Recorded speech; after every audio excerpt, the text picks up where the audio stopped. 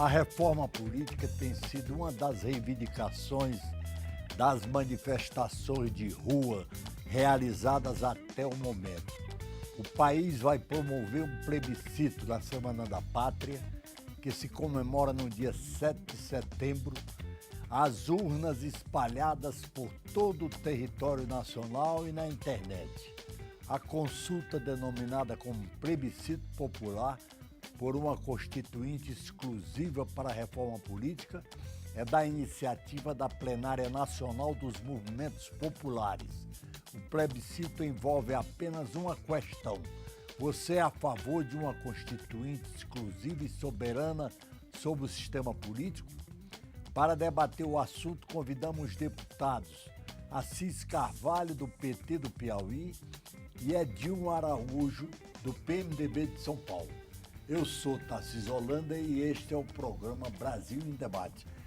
Deputado Assis Carvalho, como é que o senhor vê a recolocação da reforma política, que é um velho tema que o Congresso tenta votar desde a Constituinte de 46 e não consegue? É sempre uma frustração, cada votação. Não temos dúvidas que se há uma reforma no nosso país necessária, é a reforma política. O modelo vigente está superado. É insustentável a gente conseguir organizar o nosso país no modelo vigente. E é louvável a decisão dos movimentos populares, e só assim eu acredito que é possível a gente ter uma reforma política no nosso país, se nós tivermos uma constituinte exclusiva para isso. Eu não acredito, não há possibilidade nenhuma desta casa, que hoje ela é eleita nas condições vigentes, sair da sua zona de conforto e fazer uma reforma neste país. Então, nós somos defensores da Constituinte exclusiva para discutir a questão da reforma política. É claro que se a Constituinte ela é convocada, ela acontece, ela é ampla e ela vai discutir qual é a reforma que se quer. Claro que eu tenho as minhas opiniões, nós temos as linhas que nós defendemos numa reforma política, defendemos a necessidade do fortalecimento dos partidos políticos. E hoje, se você não tem partido político, você não tem como ter democracia plena, e uma das possibilidades de fortalecimento do partido político é a questão da lista pré-ordenada. Hoje, o modelo vigente, cada um deputado é um partido, é uma entidade. É um conflito que você gera entre os próprios companheiros de um mesmo partido. Não tem programa, não existe uma proposta programática. Cada um deputado é como se fosse um partido que tem um programa diferenciado, não há unidade. E como é que você tem um país do tamanho do Brasil que vai discutir um país desse tamanho sem ter unidade programática? Então, é por isso que nós defendemos a Constituinte, que essa Constituinte paute vários temas, mas dentre os temas nós compreendemos que a eleição pré-ordenada, o avanço compulsório da presença das mulheres, o fim do financiamento privado de campanha, a unificação das eleições, são temas que não pode ficar alheio ao debate nacional, sobre pena de cada vez mais este parlamento se transformar numa coxa de retalhos. Deputado Edilma Araújo, o senhor como é que vê a reforma política, em particular o voto obrigatório? Bom, primeiramente, da minha alegria de poder participar desse debate sob a sua coordenação. Obrigado. Holanda. E estar aqui ao lado do deputado Assis, lá do nosso querido estado do Piauí. Este é um tema recorrente, reforma política. Todos nós, parlamentares, temos uma reforma na cabeça. Mas nós precisamos de ter uma reforma que tenha uma maioria que pense nessa direção. E, portanto, toda legislatura há o debate, né? é colocado e nós não chegamos a uma conclusão.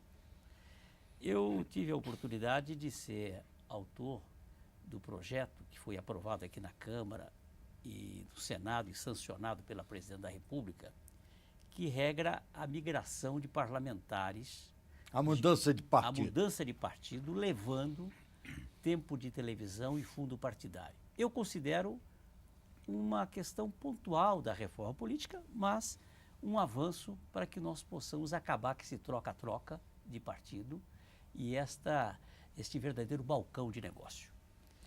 Portanto, a reforma política considero urgente e, a meu ver, esse tema será colocado no primeiro semestre do próximo ano, em 2015, porque os movimentos sociais aí estão e nós precisamos realmente enfrentar esta que é a mãe de todas as reformas e que não é fácil.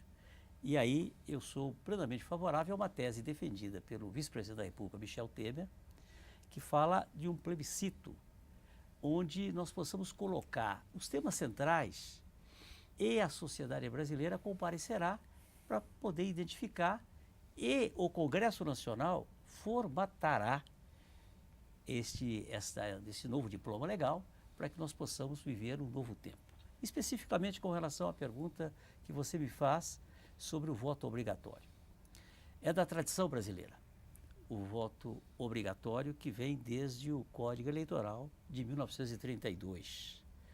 E é também da tradição da própria América Latina. Nós tivemos as eleições agora este ano no Chile. Sabe qual o percentual de comparecimento com o voto facultativo? Apenas 40% compareceu às urnas. A presidenta eleita teve 62%, mas não foi de 100%, foi 62% de 40% do eleitorado que compareceu. Menos da metade. Menos da metade. E isso nós estamos assistindo em todo o Parlamento Europeu, em todos os países da Europa. Quando o voto não é facultativo, este é mais ou menos o percentual de comparecimento. Outro exemplo, em Portugal, as últimas eleições, houve uma abstenção de 65%. Portanto, Poxa. há uma falta de representatividade quando o voto fica facultativo. Portanto, eu sou favorável ao voto obrigatório, porque nós estamos com a nossa democracia ainda nos seus primeiros passos, engatinhando, porque quando se fala a história de um país, 25 anos é nada, né? Então, eu sou totalmente favorável que nós possamos continuar com o processo de voto obrigatório para que nós consolidemos a nossa democracia. Deputado Assis Carvalho, a verdade é que cada deputado encara a reforma política como uma ameaça à sua sobrevivência. Nós nos lembramos que em 2007 o deputado Arlindo Quinalha, que era presidente da Câmara, colocou em votação o voto obrigatório. Aliás, o voto em lista. E o que se viu? Foi derrotado por uma maioria de 32 votos, 37 votos, se não me engano. Quer dizer, é uma frustração realmente isso, não é verdade? Olha, primeiro eu quero dizer que votei no projeto do deputado Edinho Araújo. Acho uma proposta louvável, que foi exatamente onde ele propôs o fim da migração, ou que pudesse até migrar, mas que não levasse o fundo partidário e o tempo de televisão. O que é justo, e quero, inclusive, externar que acompanhei a sua proposta e considero louvável e correta. Dizer que concordamos também na questão específica do voto obrigatório. Eu acho que o final do voto obrigatório é você dizer que uma parcela dos brasileiros não tem compromisso com a sua nação. Eu acho que nós temos que estar comprometidos com os erros e os acertos de forma obrigatória com o nosso país. Cidadania também é isso, patriotismo também é isso. Então, não sou seguidor da lógica do voto facultativo. Tenho defendido, inclusive, a questão do voto obrigatório. Por isso que o deputado Edinho colocou muito bem qual a representatividade que tem um presidente que vai conduzir o destino de uma nação com 20% da decisão do seu povo. É um processo muito arriscado. E quem se beneficia com o voto facultativo? Os grandes esquemas. Porque quanto mais uma sociedade desiludida, né, você tem os velhos coronéis que se apropriam disso, naturalmente, para poder se beneficiar dessa desilusão e, de certa forma, comprar o seu projeto eleitoral. Então, para mim, com erros e acertos, a sociedade tem que participar. E tem que participar de forma obrigatória. Nós temos obrigação com a nossa nação, com a nossa pátria, com o nosso país. E o voto é uma arma significativa. Portanto, externando também aqui a minha posição. Do que diz respeito à questão do voto em lista pré-ordenada, nós compreendemos que, se não houver uma pressão e uma compreensão muito forte da sociedade, dos movimentos populares, através de uma constituinte convocada para essa finalidade, jamais passará nesta casa. O modelo vigente é o modelo que a maioria dos deputados, quase todos os deputados, se elegem no modelo vigente. E quem se elege nessa condição, ele não quer arriscar. Ora, se está dando certo para a minha reeleição e as minhas reeleições neste modelo, por pior que seja, eu quero manter este modelo.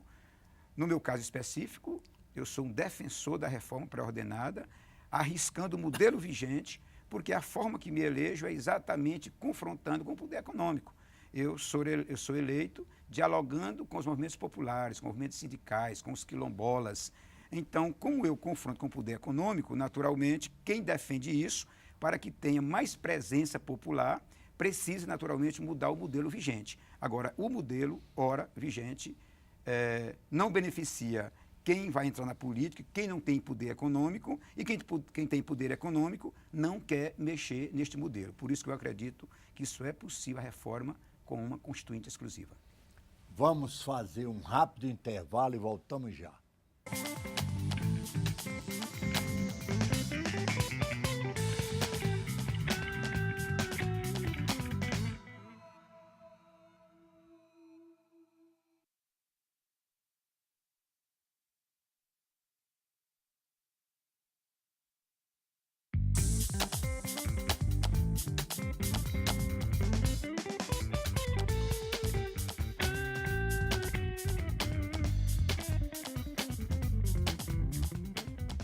A reforma política tem sido uma das reivindicações das manifestações de rua realizadas até o momento. O país vai promover um plebiscito na Semana da Pátria, que se comemora no dia 7 de setembro, as urnas espalhadas por todo o território nacional e na internet. A consulta, denominada como plebiscito popular, por uma constituinte exclusiva para a reforma política, é da iniciativa da Plenária Nacional dos Movimentos Populares. O plebiscito envolve apenas uma questão: você é a favor de uma constituinte exclusiva e soberana sobre o sistema político? Para debater o assunto, convidamos os deputados Assis Carvalho, do PT do Piauí, e Edilma Araújo, do PMDB de São Paulo. Eu sou Tarcísio Holanda e este é o programa Brasil em Debate. Deputado Assis Carvalho, como é que o senhor vê a recolocação da reforma política, que é um velho tema que o Congresso tenta votar desde a Constituinte de 46 e não consegue? É sempre uma frustração, cada votação. Não temos dúvidas que se há uma reforma no nosso país necessária, é a reforma política. O modelo vigente está superado. É insustentável a gente conseguir organizar o nosso país no modelo vigente. E é louvável a decisão dos movimentos populares, e só assim eu acredito que é possível a gente ter uma reforma política no nosso país, se nós tivermos uma constituinte exclusiva para isso. Eu não acredito, não há possibilidade nenhuma desta casa, que hoje ela é eleita nas condições vigentes, sair da sua zona de conforto e fazer uma reforma neste país. Então, nós somos defensores da Constituinte exclusiva para discutir a questão da reforma política. É claro que se a Constituinte ela é convocada, ela acontece, ela é ampla e ela vai discutir qual é a reforma que se quer. Claro que eu tenho as minhas opiniões, nós temos as linhas que nós defendemos numa reforma política, defendemos a necessidade do fortalecimento dos partidos políticos. E hoje, se você não tem partido político, você não tem como ter democracia plena, e uma das possibilidades de fortalecimento do partido político é a questão da lista pré-ordenada. Hoje, o modelo vigente, cada um deputado é um partido, é uma entidade. É um conflito que você gera entre os próprios companheiros de um mesmo partido. Não tem programa, não existe uma proposta programática. Cada um deputado é como se fosse um partido que tem um programa diferenciado, não há unidade. E como é que você tem um país do tamanho do Brasil que vai discutir um país desse tamanho sem ter unidade programática? Então, é por isso que nós defendemos a Constituinte, que essa Constituinte paute vários temas, mas dentre os temas nós compreendemos que a eleição pré-ordenada, o avanço compulsório da presença das mulheres, o fim do financiamento privado de campanha, a unificação das eleições, são temas que não pode ficar alheio ao debate nacional, sobre pena de cada vez mais este parlamento se transformar numa coxa de retalhos. Deputado Edinho Araújo, o senhor como é que vê a reforma política, em particular o voto obrigatório? Bom, primeiramente, da minha alegria de poder participar desse debate sob a sua coordenação, Obrigado. Holanda, e estar aqui ao lado do deputado Assis, lá do nosso querido estado do Piauí. Este é um tema recorrente, reforma política. Todos nós, parlamentares, temos uma reforma na cabeça. Mas nós precisamos de ter uma reforma que tenha uma maioria que pense nessa direção. E, portanto, toda legislatura há o debate, né? É colocado e nós não chegamos a uma conclusão. Eu tive a oportunidade de ser autor do projeto que foi aprovado aqui na Câmara e no Senado e sancionado pela Presidente da República, que regra a migração de parlamentares, A mudança de a partido. mudança de partido, levando tempo de televisão e fundo partidário. Eu considero uma questão pontual da reforma política, mas um avanço para que nós possamos acabar com esse troca-troca de partido e este verdadeiro balcão de negócio. Portanto, a reforma política considero urgente e, a meu ver, esse tema será colocado no primeiro semestre do próximo ano, em 2015, porque os movimentos sociais aí estão e nós precisamos realmente enfrentar esta que é a mãe de todas as reformas e que não é fácil. E aí eu sou plenamente favorável a uma tese defendida pelo vice-presidente da República, Michel Temer, que fala de um plebiscito onde nós possamos colocar os temas centrais e a sociedade brasileira comparecerá para poder identificar e o Congresso Nacional formatará esse novo diploma legal para que nós possamos viver um novo tempo. Especificamente com relação à pergunta que você me faz sobre o voto obrigatório. É da tradição brasileira o voto obrigatório que vem desde o Código Eleitoral de 1932. E é também da tradição da própria América Latina. Nós tivemos as eleições agora este ano no Chile. Sabe qual o percentual de comparecimento com o voto facultativo? Apenas 40% compareceu às urnas. A presidenta eleita teve 62%, mas não foi de 100%, foi 62% de 40% do eleitorado que compareceu. Menos da metade. Menos da metade. E isso nós estamos assistindo em todo o Parlamento Europeu, em todos os países da Europa. Quando o voto não é facultativo, este é mais ou menos o percentual de comparecimento. Outro exemplo, em Portugal, as últimas eleições, houve uma abstenção de 65%. Portanto, Poxa. há uma falta de representatividade quando o voto fica facultativo. Portanto, eu sou favorável ao voto obrigatório, porque nós estamos com a nossa democracia ainda nos seus primeiros passos, engatinhando, porque quando se fala a história de um país, 25 anos é nada, né? Então, eu sou totalmente favorável que nós possamos continuar com o processo de voto obrigatório para que nós consolidemos a nossa democracia. Deputado Assis Carvalho, a verdade é que cada deputado encara a reforma política como uma ameaça à sua sobrevivência. Nós nos lembramos que em 2007 o deputado Arlindo Quinalha, que era presidente da Câmara, colocou em votação o voto obrigatório. Aliás, o voto em lista. E o que se viu? Foi derrotado por uma maioria de 32 votos, 37 votos, se não me engano. Quer dizer, é uma frustração realmente isso, não é verdade? Olha, primeiro eu quero dizer que votei no projeto do deputado Edinho Araújo. Acho uma proposta louvável, que foi exatamente onde ele propôs o fim da migração, ou que pudesse até migrar, mas que não levasse o fundo partidário e o tempo de televisão. O que é justo, e quero, inclusive, externar que acompanhei a sua proposta e considero louvável e correta. Dizer que concordamos também na questão específica do voto obrigatório. Eu acho que o final do voto obrigatório é você dizer que uma parcela dos brasileiros não tem compromisso com a sua nação.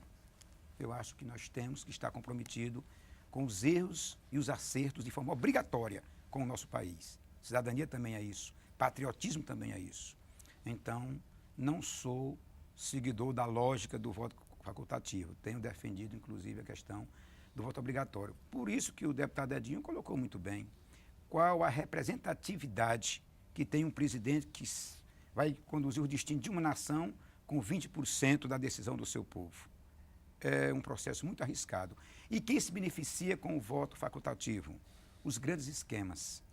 Porque quanto mais uma sociedade desiludida, né, você tem os velhos coronéis que se apropriam disso, naturalmente, para poder se beneficiar dessa desilusão e, de certa forma, comprar o seu projeto eleitoral. Então, para mim, com erros e acertos, a sociedade tem que participar. E tem que participar de forma obrigatória. Nós temos obrigação com a nossa nação, com a nossa pátria, com o nosso país. E o voto é uma arma significativa. Portanto, externando também aqui a minha posição. Do que diz respeito à questão do voto em lista pré-ordenada, nós compreendemos que, se não houver uma pressão e uma compreensão muito forte da sociedade, dos movimentos populares, através de uma constituinte convocada para essa finalidade, jamais passará nesta casa. O modelo vigente é o modelo que a maioria dos deputados, quase todos os deputados, se elegem no modelo vigente. E quem se elege nessa condição, ele não quer arriscar. Ora, se está dando certo para a minha reeleição e as minhas reeleições neste modelo, por pior que seja, eu quero manter este modelo. No meu caso específico, eu sou um defensor da reforma pré-ordenada, arriscando o modelo vigente, porque a forma que me elejo é exatamente confrontando com o poder econômico. Eu sou eleito dialogando com os movimentos populares, com os movimentos sindicais, com os quilombolas. Então, como eu confronto com o poder econômico, naturalmente, quem defende isso, para que tenha mais presença popular, precisa, naturalmente, mudar o modelo vigente. Agora, o modelo, ora, vigente, não beneficia quem vai entrar na política, quem não tem poder econômico, e quem tem poder econômico não quer mexer neste modelo. Por isso que eu acredito que isso é possível, a reforma, com uma constituinte exclusiva. Vamos fazer um rápido intervalo e voltamos já.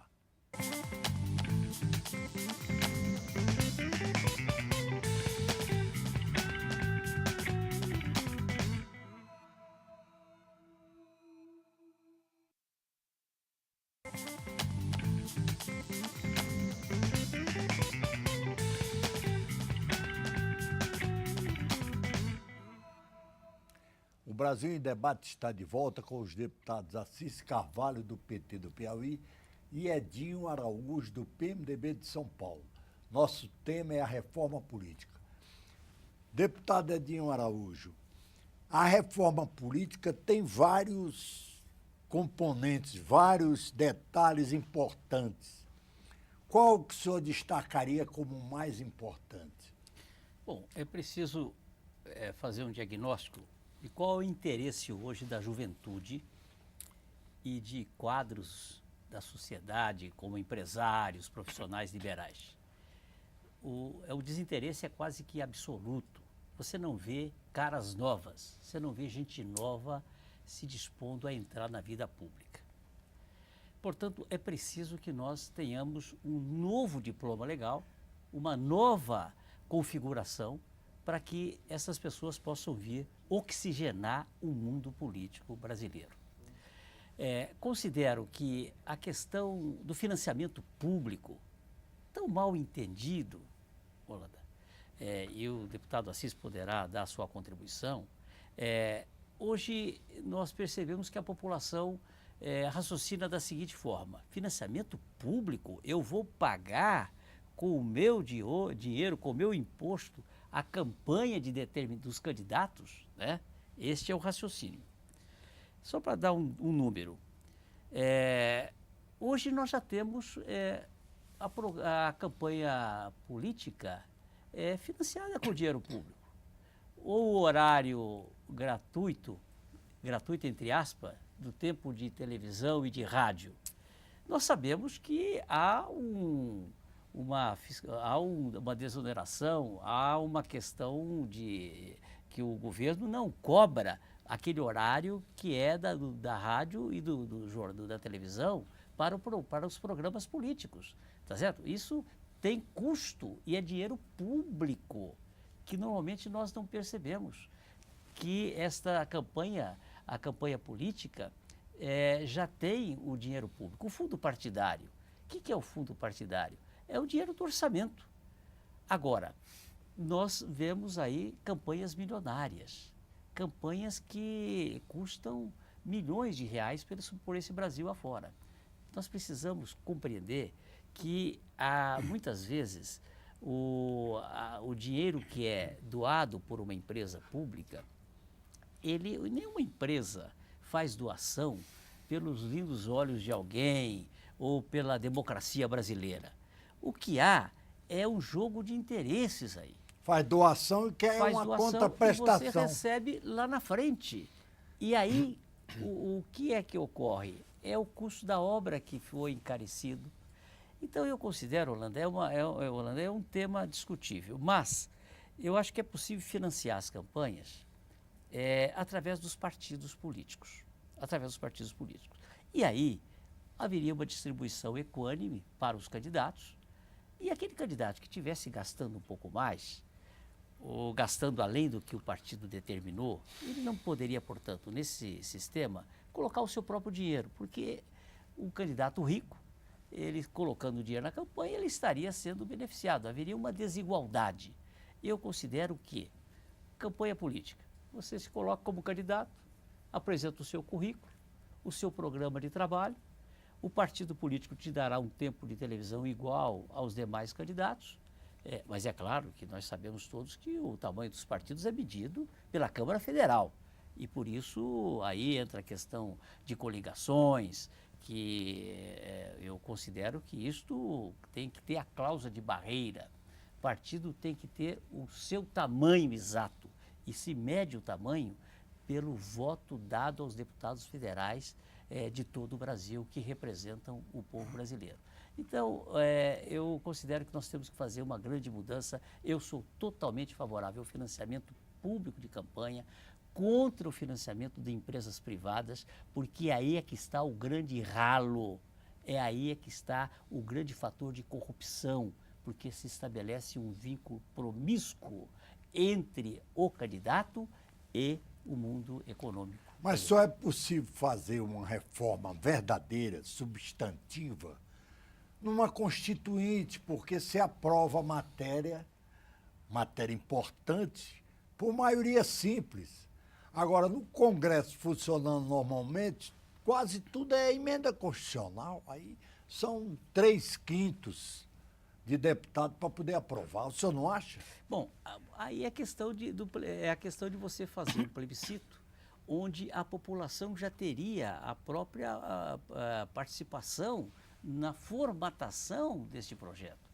E aí é o envolvimento da própria sociedade. Nós sabemos o quanto é difícil e é por isso que até hoje não temos uma reforma política, porque muitos itens da reforma política passam por lei, mas também há a grande questão que se coloca, que são emendas constitucionais. E nós sabemos o quanto é difícil passar uma emenda constitucional num país onde é de extensão continental e onde cada parlamentar tem a sua visão da sua realidade.